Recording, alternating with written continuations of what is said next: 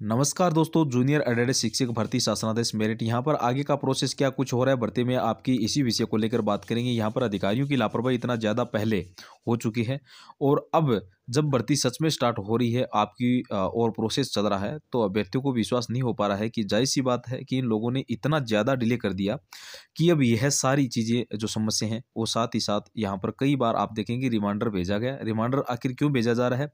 कुछ ना कुछ क्वेरी आज जा रही है जब यह लोग निदेशालय से भेज रहे हैं सचिवालय को फाइल भर्ती की, फिर से कुछ ना कुछ क्वेरी आ जा रही है। और लगातार आप देखेंगे कि यही प्रोसेस चल रहा है लगभग 2 महीने से, लगभग 1.5 महीने 2 महीने आप मान कर चल लीजिए कि यही प्रक्रिया चल रही है। और पुणे से रिमाइंडर भेजा गया 2 या 3 महीने पहले। अब देखना होगा कि रिमाइंडर भेजने के बाद अभी कितना टाइम यह लोग वो लेते हैं, क्योंकि 28 तारीख को माननीय न्यायालय में जो है लोगों का जवाब लगना है और पूरी संभावना बन रही है कि 28 तारीख से पहले ही इस भर्ती को जो शासनादेश है वह देखने को मिल जाए। और इसी क्रम में लगातार प्रयास भी किया जा रहा है भर्तियों के द्वारा। जो भी इस भर्ती संबंधित अभ्यर्थी हैं वह शिक्षा निदेशालय सचिवालय जाकर अधिकारियों से मुलाकात भी कर रहे हैं, चूँकि आपकी भर्ती संबंधित यहाँ पर अधिकारियों की बदलाव होने जैसे बदल गए हैं, तो फिर उसको भी समझने में थोड़ा-सा उनको टाइम लग रहा है।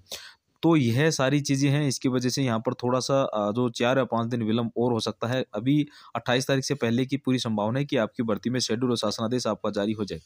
शेड्यूल में से किस तरीके से भर्ती प्रक्रिया आगे होनी है, आवेदन किस तरीके से लगे जाएँगे, 90-97 पास सभी से लिए जाएँगे या फिर यहाँ पर 1.5 से 2 गुना फिर 3 गुना अभ्यर्थियों को बुलाया जाएगा। लेकिन देखिए दोनों की संभावना यहाँ 90-97 पास सभी से आवेदन लिए जाएँगे और फिर 2 ढाई गुना अभ्यर्थियों को बुलाया जाएगा।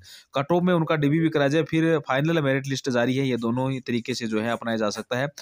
अब देखना यह होता है कि दोनों में से क्या चीज़ें हो पाती है। वैसे संभावनाएँ 2 की है, 50% संभावना है, ठीक है। तो अब उम्मीद करते हैं कि जनवरी महीने आप लोगों को इंतज़ार है यहाँ पर आखिर जो इस भर्ती का शासनादेश है इसी महीने देखने को मिल जाए।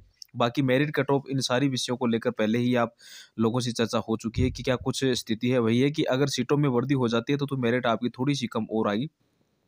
अगर नहीं भर्ती हुई है तो फिर जो मेरिट है वो आपकी हाई रहेगी। भले ही देखिए आपकी भर्ती 2021 की है, इसके बाद कई भर्तियाँ हैं जो कंप्लीट हुए, लेकिन फिर भी आप यह देखेंगे कि भले ही पूरी हुई है, लेकिन यहाँ ज़्यादातर अभ्यर्थी वह आना चाहेंगे, इस भर्ती में आना चाहेंगे। अदर स्टेट वाले वो तो 100% आएँगे जिनका अदर स्टेट में, जैसे बीएपीएससी, टीआर में बहुत सारे अभ्यर्थियों का चयन हुआ है, हज़ारों की संख्या में अभ्यर्थी है, चयन है, तो वो लोग तो आना ही चाहेंगे। उसमें बहुत कम ही लोग जो नहीं आएँगे, नहीं तो बाकी अभ्यर्थियाँ जो है वो आना चाहेंगे यहाँ पर अपने स्टेट में। और मान लीजिए किसी का यूएससी में हो गया, जैसे यूपीएससी में गया हो या फिर लोअर है, लोअर की अगर बात करें तो लोअर में के लिए जो स्पष्ट भूमिकाएं हैं वो लोअर पीसीएस पीसीएस में हो गया, या हो सकता है कि वो लोग ना आवेदन करें, लेकिन बहुत सारे अभ्यर्थी होते हैं जिनका हो गया है, भले ही वो जॉब ना करने के लिए फिर आवेदन कर देखेंगे, देखने के लिए ये भी हमारा फाइनल मेरिट में नाम आ जाता है कि नहीं आता है।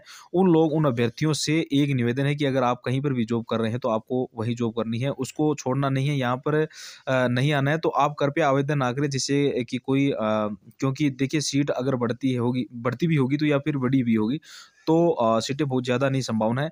इसमें लगभग 6 से 7 हज़ार बढ़ सकती है, 5 से 6 हज़ार। तो यह मानकर चल लीजिए अगर हज़ारों सीटें बढ़ गई तो बहुत अच्छी बात है आपकी भर्ती में या फिर कई अभ्यर्थियों के लिए अच्छा है। अगर हम हज़ारों सीटें बढ़ गई तो, लेकिन वही है कि संभावना बहुत ज़्यादा नहीं है बढ़ने की। अगर बढ़ेगी तो सीट कम से कम 6 से 700 आप मानकर चल सकते हैं कि इतनी ही बढ़ती संभावना है। तो उस आधार पर देखा जाए तो हो जाए तब भी आपकी मेरिट है वो बहुत ज़्यादा कम नहीं रहने वाली है। तो इसी सारी चीज़ों को देखते हुए कहा जा रहा है कि जिनका भी चयन कहीं अन्य जगह पर हो पाया है, अगर वह आवेदन नहीं करते हैं तो फिर उन स्थिति में हो सकता है कट ऑफ सी थोड़ी-सी अगर डाउन गिरे हो। बाकी डेली न्यूज़पेपर के माध्यम से आप सभी देख पाएँगे अन्य सूचनाएँ, जैसे बिहार में 80,000 शिक्षकों पर बहाली को मानकर लगाकर पहले ही एनडीए सरकार दे भरपूर, आपको देखेंगे कि बिहार में पुणे से बाकी ये सभी आउटसोर्स कर्मचारियों का निबंधन जल्द तय करने की मांग यूपी पुलिस के साइबर वेबसाइट दर्ज करा सकेंगे।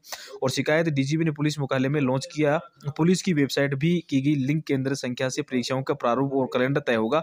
प्रारंभिक संख्या 1 दिन में कराने के लिए यूपीएससी तलाश कर रहा केंद्र, और जैसे ही यूपीएससी के केंद्र मिल जाएंगे उसके बाद यूपीएससी जैसे आयोजित होने वाले सबसे बड़ी परीक्षा आपकी जो आरओ की परीक्षा है उसकी डेट के साथ ही तमाम परीक्षाएं जो यूपीएससी परीक्षाएं लगी हुई है, सभी परीक्षाएं जो है निर्धारित उनका डेट जो कन्फर्म हो पाएगा। पहले केंद्रों की व्यवस्थाएं की जा रही है, जैसे ही केंद्र का निराधार हो जाता है उसके बाद एग्जाम कैलेंडर जारी हो जाएगा और उसमें कुछ सारी परीक्षाएं आपकी रहेगी, कौन सी परीक्षा कब कराई जाएगी। बाकी आगे आगे की जो भी सूचना होगी तो हमसे जुड़े रहें, जो भी इन्फॉर्मेशन मिलती रहेगी आप तक पहुंचाने का हमारा पूरा प्रयास रहेगा। बहुत बहुत सभी अभ्यर्थियों को सुबह की हमारी तरफ से ढेर सारी राम राम, धन्यवाद।